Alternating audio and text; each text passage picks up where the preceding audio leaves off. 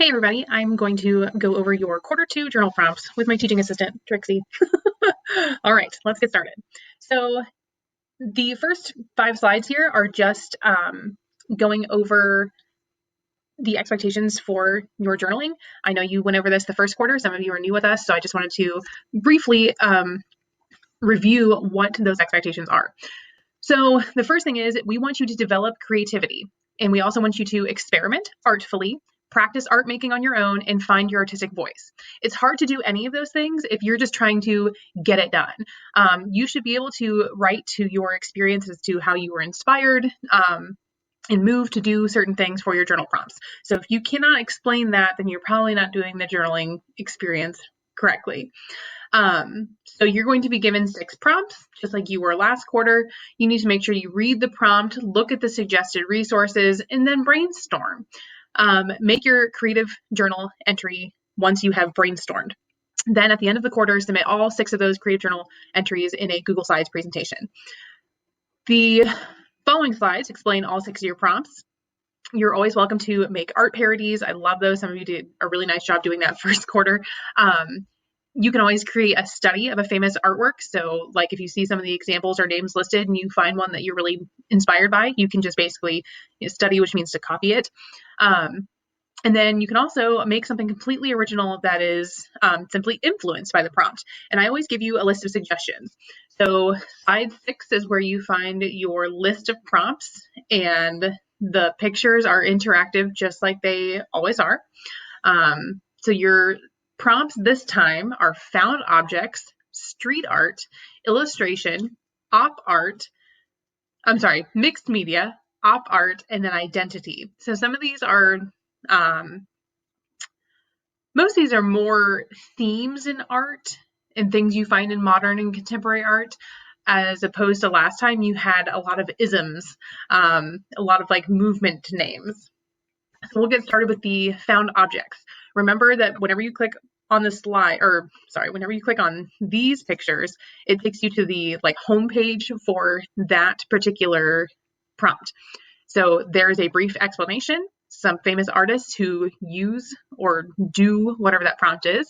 And then remember, you also have the YouTube link up here, which will take you to this video where I will explain things. And then you can also go back to the prompt list using this button right here. All right, so let's get started with the found objects prompt. In 1917, French-American artist Marcel Duchamp, who's my dude, I love him very much, he changed the course of art history by turning a store-bought urinal into art. In 2019, a banana duct taped to a wall was sold at a popular art fair, it's called Art Basel, for $120,000. Damien Hirst is the world's richest artist with a net worth of over $300 million. And he is famous for pickling sharks. So there's a list of artists on the right over here that are interesting to investigate. Marcel Duchamp, like I mentioned, Janine Antoni, who's another contemporary artist. If you are into, I don't know, themes of, I don't want to say feminism. She's not a feminist per se, but she does a lot of things about like the female experience, I would say. So she's kind of interesting. Damien Hirst, Maurizio Catalan, he's the one who duct taped the banana to the wall. And Sandy Skoglund, who some of you may remember if you were with us during quarantine last year, she was an artist we talked about. So here's some ideas of things you can do if you are not sure how to handle the prompt of found objects. You could simply find an object onto which make your art. So for instance, junk mail, receipts, napkins, etc. This artist on the right here that has the drawing of Dorothy on top of the receipt, that's an artist I follow on Instagram, and he makes all of his artwork basically using a Sharpie on receipts, and I love them so much. You can also do what Ms. Braun and I did when we first went into lockdown. We did this on a Instagram live video. We found small objects around our houses, and then we made drawings around them. So this reindeer here has a bottle opener for an antler. This is a robot I made with a cassette tape, and it says, "Hi, Miss Greer," because, you know, she loves robots. This cool monster guy here is from a silly muffin holder that you can like bake muffins in, but they're called muffin tops because it's pants and the muffin. Okay, never mind. This cool thing here, I actually used the shadow to create the drawing, but it was just this little hook that holds something over a door. but I turned it into a duck. So that would be a fun and challenging way to do the found objects prompt. You could also look at any of those artists that were mentioned on the first slide, and you can make a drawing or a creative representation of any of these things. There's some links here you can click on. If there's a hand there, that means you can click on it. I believe this video of the urinal takes you to a video that I made for a different art history lesson, where I go over basically why the urinal is such an important piece of art history. And then there's a little video about this epic pickled shark, which is titled The Physical Impossibility of Death in the Mind of Someone Living. This is an example of Janine Antoni in the center. It looks like just a rope, but what's really neat is she continuously adds onto this rope, intertwining things from people who are really important to her. So, and it's not always just like rope-like material. Sometimes she puts like extension cords and wig hair and all sorts of weird, bizarre things into this rope. So that would be a fun thing you could do. That's like Janine Antoni. You could find things around your house and then weave your own rope or braid your own rope. And then I have the example of Sandy Skoglund down here. She creates installations with a lot of found objects. This is one of my favorites. It's the dinner party where she has cheese puffs all over some of the mannequins and all over the walls. I think that's really interesting. And then here, of course, is the Catalan banana, which if you're dying to know how somebody spent $120,000 on that banana, and it's a real banana, so it's not going to last very long. That's interesting. Which leads me to the next thing where you can make a parody of a famous artwork that uses a found object. So I have these two funny pictures here. I love the missing urinal, and it says Duchamp was here. He's the guy who made the urinal. And then we also have the Burger King advertisement from somewhere in Europe where they duct taped a French fry to the wall instead of a banana. I don't know. Like $120,000 and 0.1 euro. It's interesting.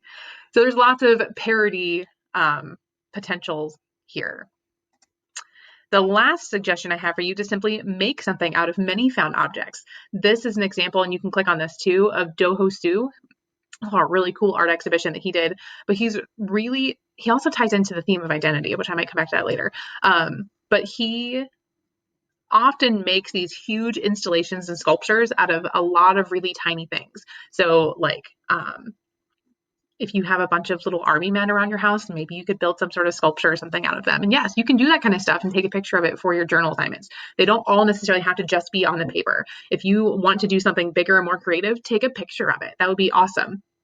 I know one of my favorite things I did last year during lockdown, again for an Instagram live video with Ms. Braun, I made a portrait using coffee grounds. So rather than like drawing a picture, I poured some coffee grounds onto like just dry coffee and poured that onto my paper. And then I used a paintbrush to kind of push the coffee grounds around. That would count also. The coffee grounds, while they're very tiny, they are found objects.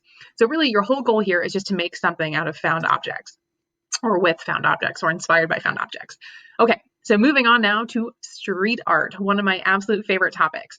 I would highly recommend that before you get started doing this, that you watch this 10-minute long TED Talk. It's actually done by one of my professors from my master's class. And he does a really good job of explaining the difference between street art and graffiti. I know the first thing you think of when you probably hear the word street art are like the big bubble letters that go by on trains that people have spray painted on there illegally. Some or all of these artists that I've listed for you are street artists who don't always do things illegally. They often get a tacit of permission to do what they do. So I've listed some of my favorites, but there are so many awesome street artists out there. And I'm sure that if you do a little bit of research, you can find someone who really speaks to you. Banksy, a lot of my stuff, even on Canvas, is inspired by Banksy, or my display case out in the hallway is Banksy. Banksy's super cool because nobody knows who he is. That's like his Batman name. Like everyone knows Batman, but nobody knows that Batman is Bruce Wayne. We don't know the Bruce Wayne to Banksy. Nobody knows who he really is. That is just his street art name. But then we have Shepard Fairey, who a lot of people know, and he's been arrested a lot of times for his art. He's probably most famously known for, a lot of you might know, the Obey company. I know I see kids around school all the time who have Obey sweatshirts and stuff on. So check him out. You also might, I know this is like before your time, but the Obama Hope poster, he designed that for his campaign. Swoon is one of my favorite street artists. She does a lot of stuff in like museums and galleries as well. I saw a really cool installation of hers at the Cincinnati Contemporary Art Center. Or the Contemporary Art Center in Cincinnati. I don't know, whatever. Yes. But she's awesome. Again, if you are really into themes of things that have to do with feminism, she's pretty cool. This is getting really bright. Hold on. Okay. Kenny Sharp is the guy who did the background that you see on this slide, and he will paint on anything. I really respect that dude. Faith 47 is another female graffiti artist. She does some really awesome, more detailed street art. I don't know. And they often have a really poignant message to them as well. And then there's Space Invader. And if you are familiar with retro video games, he is your dude. His name is after one of the old arcade games, Space Invader. So let's go ahead here and talk about some ideas of what you can do inspired by street art. I know a lot of you are really into the whole graffiti lettering thing. Graffiti is sort of like the unadvanced version of street art. So I'm fine if you want to go ahead and do that. Some of you have done a lot of graffiti letters already. So I would maybe say if you've already done that for another journal prompt, maybe you want to try something different. But you can also go ahead and do something original, like what Mr. Doodle or Kenny Sharp does, where you completely cover the space in really simplistic pictures or really imaginative pictures. I have some videos that you can click on here, but Mr. Doodle is so fun and satisfying to watch. He just takes a black marker or a black paint marker and just doodles on everything. Like I said, very satisfying.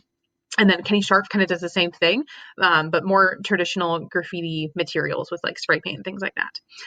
So, I love a good art parody, and these two street artists really lend themselves well to parodies. So I have a few examples here of Banksy.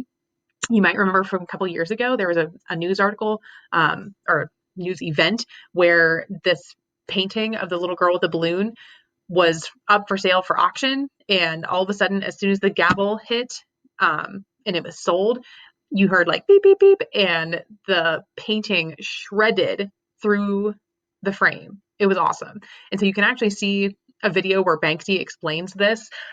Yes, nobody knows who Banksy is. However, he does post a lot of stuff on his official Instagram, and that's where he like validates his artwork too. So he very much laid claim to the stunt and explained how he put the shredder in the frame. It was awesome. But what's so funny is to see the parodies of what happened after this. So that happened in November, a couple years ago. And so in December, all of a sudden I saw there was a Christmas tree that looked like it was in a frame. And then at the very bottom, somebody put a whole bunch of garlands. So it looked like a shredded Christmas tree. So there's all sorts of really cool things you could do with this. Think about what you could put in a frame and then make it look like it's shredded at the bottom. There's also these really famous icons like the little girl with the balloon. You could maybe dress up like the little girl with the balloon or like reach for something else other than the balloon. I don't know. There's so many possibilities here. And then this also really famous flower thrower in the center. Again, you could do something where you dress up like him, or you could draw something where instead of it being this guy wearing the mask with the flowers, it could be something else. Like I have a t-shirt where it's Van Gogh throwing sunflowers, which if you know Van Gogh, that's funny because he painted sunflowers. But then I have these other really iconic pictures down here by Shepard Fairey that you could play around with. Shepard Fairey got famous for putting these nobody knew where they came from, but these stickers that say Andre the Giant has a posse. And he put them all over LA. They just started popping up, and then people started to pretend like they knew what it was about, and they started to pretend like it was from some sort of band or something. And it was like this big club if you knew, or if you didn't know, or if you believed that it was from something. It's a really interesting phenomenon, but you can make your own version of this sticker. So maybe you put yourself in there and you say that, George Smith has a posse, whatever, but you can change that picture around. Then we have the really famous Obey logo. This has been parodied all over the place. You could do a really graphic image of one of your favorite characters, like, maybe you want to do like a Dwight thing, and then you can put false at the bottom. then we have the iconic Obama Hope poster. And again, this has been parodied a lot, where if you just make a really graphic image, that's something that you could also play around on Pixlr. If you know how to colorize things and layer your pictures, you could do something on Pixlr that makes it look like the Obama Hope poster. Okay, so the last suggestion I have here for you, let me move my face back down here, is to study any of these street artists and try to recreate a work in their style. You could do it on paper, please, not a wall. That'd be great. If you are going to do something on a wall, make sure you have permission. I am in no way advocating for you guys to go out and just put art up wherever you want. That is illegal. But a lot of these artists do get permission to do what they're doing. Like this is an example of Faith 47 in the center. That was something that she was paid to do. So anyways, you can click on any of these artists. This is Banksy again. This is Swoon. This one is Shepard Fairey. This is Faith 47. And this is Kenny Sharp. And this is Space Invader. So I think all of those people are really interesting. So there are some links and videos you can click on there. Okay, moving on to another one of my favorite art topics, illustration. So what is illustration? Illustration is the commercial production of drawing. It differs from fine art because fine art is like one-of-a-kind stuff that you put in a museum or a gallery, but illustration is for mass-produced books and commercial products. So illustration can be quite lucrative. People make a lot of money from it. The art world is a funny place, though, where you can pickle a shark and sell it for $14 million, or you can draw a silly cartoon pigeon for $4 million. So for a $4 million career, all of these things, even though this is like I said, more commercial artwork, it's lucrative. It is something that you could, if you were interested in a career in that field, you can make good bucks. So here are some famous illustrators, and there's a bajillion I could have listed here. So I just listed a few different styles, and they work on, they produce things for different media. So Mo Willems is the guy who created the pigeon that you see in the back here. Love his characters. Very simple. I put that there too because I think his artwork is appealing, and it's not very scary for someone who doesn't like art to try to copy it. Nathan Piles, again, is he has a very unique style. Things are very, again, simplified. Charles Schulz, you might recognize that name. He's the creator of the Peanuts characters, like Charlie Brown and Snoopy. Lisa Congdon is a really neat illustrator who's working right now. She has her own podcast. She does a lot of really neat commissions for businesses. So I would highly recommend checking her out. All of these top 4 artists are not difficult to, I don't want to say copy, but emulate their style. When you get down to the bottom, it gets a little more tricky. And so if you are a little bit more advanced in your skills and you want to look at someone to really push the boundaries of what you're able to accomplish, I would look at these artists. Jan Brett, and even if you're not a good artist, Jan Brett has a website where she does little video demonstrations of how she illustrates her characters. But if you remember reading The Mitten when you were a little kid, it's the book where all the animals cram into this lost mitten, and then finally like a mouse sneezes on a bear's nose. I know, spoiler alert. And then the bear sneezes and all the animals go flying out of the mitten. It's an adorable book, and it's just one of many adorable books that she has created. But her illustration style is beautiful. It is something that I have loved and appreciated since I was a young child myself. So I would look into her work if you are interested in, figuring out how she can draw so well. She has really great tutorials on her website. You can draw little hedgehogs and bears and stuff. And then Stan Lee is a name that a lot of you probably know and love.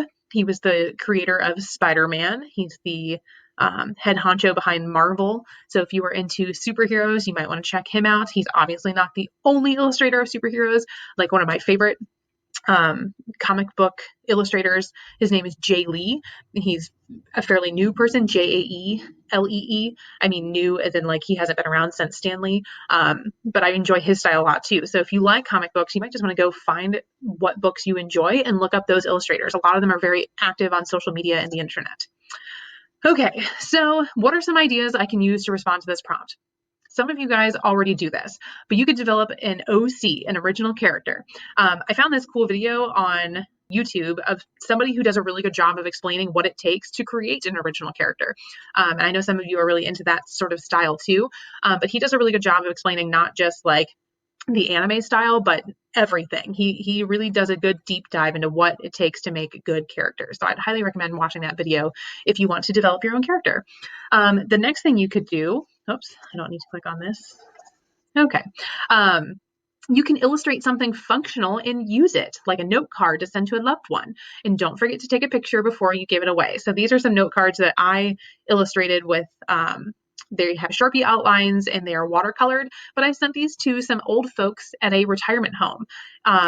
Even if you don't know anybody who's in a nursing home or retirement home right now, I have some places where I can send cards for you. But a lot of our elderly community members are very lonely right now, and they haven't been able to be in touch with their family members since the beginning of COVID. So this would be a great opportunity for you to illustrate something, like I said, you can send away. Just make sure that you take a picture of it before you give it away. So another thing you could do is just do a character study of one of your favorite illustrated characters, and you can sketch it from multiple angles. So one of my favorite characters is Squirrel Girl. So I looked up the illustrator and I found some of these different character studies. You could do something like this. So if you have like a favorite cartoon character, comic book character, it could even be a person from a show that you do in an illustrated style, but you can do a whole page of studies of them. So they don't have to be like a final, like a final project, but like a whole collection of sketches. Another thing you can do is study and recreate an illustration from one of your favorite childhood books. Let's see here. If you, oh, this link got a little distorted here. If you want me to read you a story, you can click on this center link here, where I read you a very silly story. I'm not going to spoil it and tell you what it is, but I put up here a collection of a lot of my favorite children's books, and you are never too old to enjoy a good picture book. You can find a lot of these that are read on YouTube, but I tried to put up some ones that have illustrators I really love and respect. So we have Janelle Cannon with Stella Luna up here. I don't know if you remember that, but she is an award-winning illustrator author. Then you have Eric Carle, very iconic style. Again, if you are not someone who loves an art challenge, Eric Carle's style is pretty easy to copy. I know a lot of people know and recognize the Very Hungry Caterpillar, but another one of my favorites is the Grouchy Ladybug. I often call some of my 8th graders grouchy ladybugs. This one is hilarious. I would highly recommend finding someone reading this on YouTube. And if I need to read it for you, I absolutely will. You just got to send me an email and I will record a video for you and read it to you. But it's called I Want My Hat Back. And it's, again, a very simple illustration, but it has a very dark ending. It's funny, but it's dark. So I know it seems like a very simple, childish book, but it's funny. Oh my gosh. And then John Shashestka over here, the Stinky Cheese Man and other Fairly Stupid Tales. I love John Shashestka and I love his style. It's very silly and quirky. I'm trying to think. Henry P. Baloney is another really good John Shashestka book that I often read to my own kid, Henry. It's silly and it's about this little alien creature. So if you like creative characters, I would look into John Shashestka. Let's see here. The Pigeon books. I hope you know the Pigeon books. If you don't know the Pigeon books, you need to go get you a Pigeon book. I have some in my classroom, so if we're in the classroom, you can ask me for one and I'll loan it to you. I believe I have The Pigeon Wants a Hot Dog at school. And then the other one I wanted to mention down here is the Mitten. And like I said, those characters look really detailed and complex, and that's really the beauty of Jan Brett's work. However, you can just follow along with one of her tutorials. That would be totally fine. So there's some of my favorites. There's obviously hundreds and thousands of other children's book illustrators you can look at. I would just think back, what was your favorite book as a kid? And maybe look at that. I didn't put Dr. Seuss up here because he has a very iconic style that a lot of people are very familiar with. You're welcome to copy that as well. I just think there are some other ones who deserve some recognition. Okay. So the last thing you could do, and I'd be really interested if any of you did this, is create an original comic strip. This is an example of Nathan Pyle's work. This is a guy that I follow on social media, the internet, YouTube, and everything. However, I first started to see his work pop up, I think on some of my friends' social media pages, like Facebook and stuff like that. I was like, those are so funny. But they're called Strange World comics. They look like aliens, but they're not aliens. They are kind of like us, but they depict things that we do in a really weird way. And I love the way they talk. So this guy wakes up and he says, I was unconscious for longer than planned. So like I woke up late and this work is incomplete. My homework is not done. I have no sky shield. Like I have no hood, no coat. I have no umbrella. And then this person says, how are you? Wildly unprepared for the day. I just funny because who has never found themselves in that situation before? I love it. I love it so much. But what I love is that he created his own characters and he's examining things that we do in everyday life. So his work is all over the internet. In fact, I don't know if you've ever seen Threadless tees, but they have a whole line of his t-shirts and stuff too.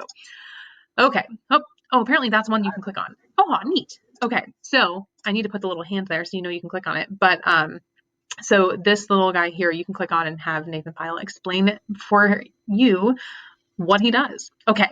Moving on to mixed media. What is mixed media? Well, I'm going to move my face out of the way and tell you. Mixed media is a term given to art that is made using multiple materials. So ever since Marcel Duchamp, the guy who made the urinal famous, really broke the mold for what can be called art, see prompt number 1, artists have largely stopped limiting themselves to using one material at a time, and they are also open to using more unusual materials. So rather than just putting one material in a piece of artwork, in fact, a good example of this was your module 10 drawing. We use lots of different things to create one piece of artwork. That's a great example of mixed media art. So who are some famous mixed media artists? Robert Rauschenberg, who did the background here. He's also sort of a pop artist. Marcel Duchamp, my urinal dude, not only famous for finding objects, but he would also put multiple objects together. The very last thing that he made in life, he spent over a decade creating an installation, and he left the plans to rebuild this installation at the Philadelphia Art Museum.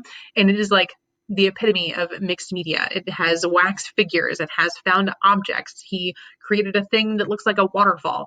It's a very complex thing, but it's got lots of different materials in one piece of artwork.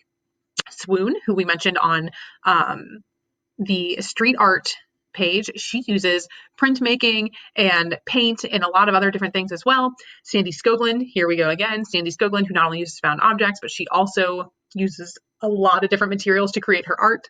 Nick Cave, who is a name who might be familiar to you from 8th graders if you had art during the lockdown last year. He was one of the artists we studied, and he makes these really cool sound suits.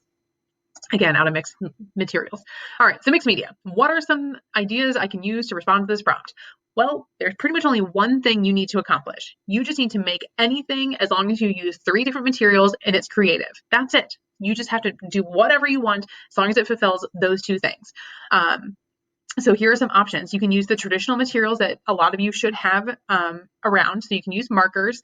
Sharpies would work fine. Crayola works fine too. Now, granted, if you use both of those things, that still just counts as ink or markers. You can use colored pencils. You can also use collage cut papers. So if you want to cut up like some junk mail or some magazines or something, that's fine. That counts also as a material. You could also add some things that are non-traditional materials. And I always have students who surprise me and do something with these things. So for instance, cosmetics. So if you have some old like eyeshadow and nail polish laying around, you can actually draw with those things. But I will say the nail polish will make your journal stinky. That like, I don't know, that really pungent smell doesn't really go away when it dries even. So you might want to be careful if you're using the nail polish to make sure that if you do use it, that you let it dry in a really open area. You can use glued on non-perishable food like pasta, coffee grounds, and spices. Like I mentioned earlier, I did a portrait of somebody just pushing around coffee grounds with a paintbrush. So you could incorporate those types of things as well. But you need to use at least 3 different materials and just make anything you want that's creative. All right, op art.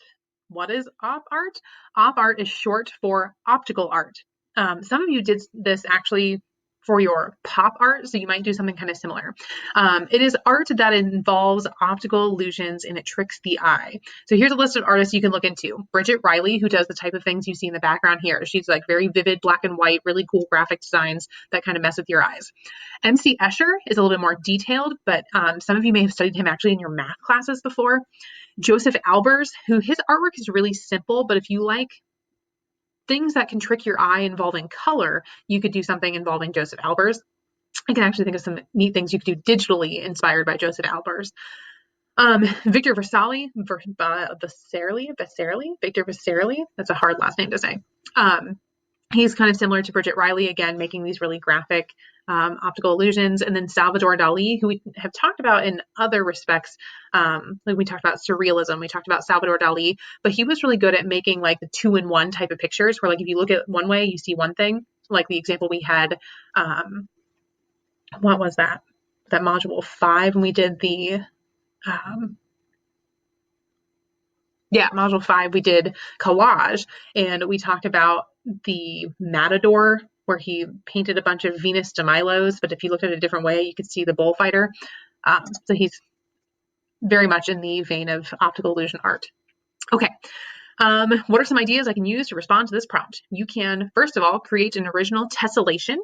The best way to understand a tessellation is to watch this BBC video that I've attached for you. The tessellations are those weird shapes that like fit together and then go on and on and on. Like an easy tessellation would just be how you can fit like equilateral triangles together back and forth. But MC Escher does these really complicated figures that fit together. Those are tessellations. You can, nope, don't want to do that. So many amazing things about MC Escher. You can create an image that can be seen as 2 different images. So again, this is sort of like the Salvador Dali thing.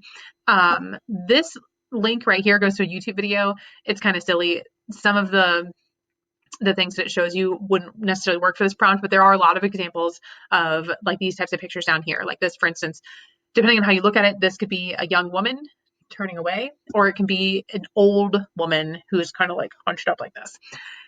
And then same thing here. This can be an old man, or it can be a young man. It's funny, I can't see the young man right now, but I know he's in there. Anyway, so you can play around with images like that if you wish. You can also move on to the next slide.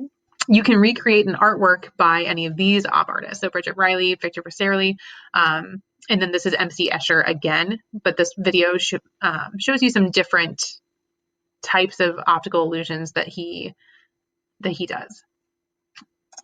You can also just search YouTube or Google for optical illusion drawings and follow the instructions for one that you would like to draw. There's a lot of tutorials on there. So this would be maybe a good opportunity for you to find one that you want to copy. Okay, on to our last prompt with one of my favorite artists here right on the front and center, identity. This one should be an easy one for you because it's all about you, or I don't know, maybe you can focus on the identity of someone else, but identity in modern art. Throughout the most recent century, many artists have been concerned with representing the theme of identity in their work. What is it that makes us who we are as human beings? How does our skin and shape relate to the thoughts and emotions within us? So here's some good artists that you could check out. Kehinde Wiley, who painted the background here. Tim Hawkinson, who does a lot of cool, interesting technical things. He made this one really cool, I think I'll show you later on, but it's an installation with moving parts that changes a face. Chuck Close, again, I think I have some things to tell you about these people later on. Barbara Kruger, some of you actually used her for your ward art last quarter, so that was neat. Kiki Smith is one of my favorite artists. And again, Do Ho Suh, who I briefly mentioned in the found objects part. Okay, so what are some ideas I can use to respond to this prompt? Your sole responsibility for this prompt is to create an original work of art that reflects your identity. You can do this through symbolic representation. You can use a self-portrait. You could use an artistic narrative. So like if you wanted to actually write something, but then do something artsy, you can see an example of that actually on the right side over here. Move my face. You could also recreate a famous work of art. So up here at the top, this is a good symbolic representation. This is a student whose parents are from 2 different countries. And so then the student has the American heart flag in the center to kind of represent herself. So those are things that made up her identity. Then this is also kind of like a symbolic self-portrait. Somebody has a profile of their face, and it's just filled in with a whole bunch of objects of things that they enjoy. And then over here to the right, again, is an actual written narrative. If you are someone who feels like your art is more you prefer written arts, language arts, more than visual arts, this is a good opportunity for you to write something. But don't forget that it is your art project. So adding like an illustration or something like this would be perfect. Okay. So I do want to go back here really quick though and talk about some of these artists. You can click on any of these artists, but Kehinde Wiley is a really cool dude because he loves art history, but he did not love how he couldn't see himself in a lot of famous historical paintings. If you ever walk through a museum, there's a large amount of just dead white guys up on the wall.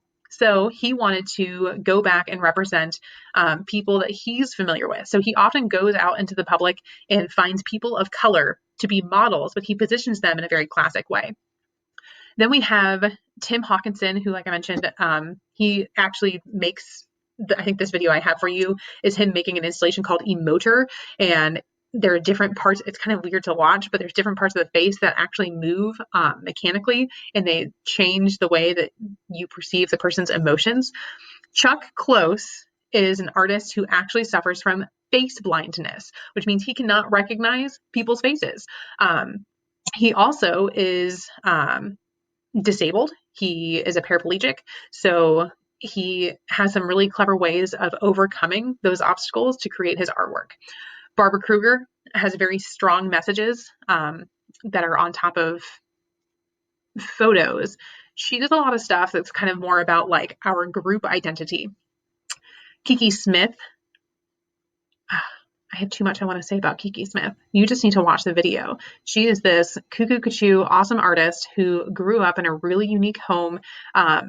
She sort of gives off this like witchy vibe. I don't know.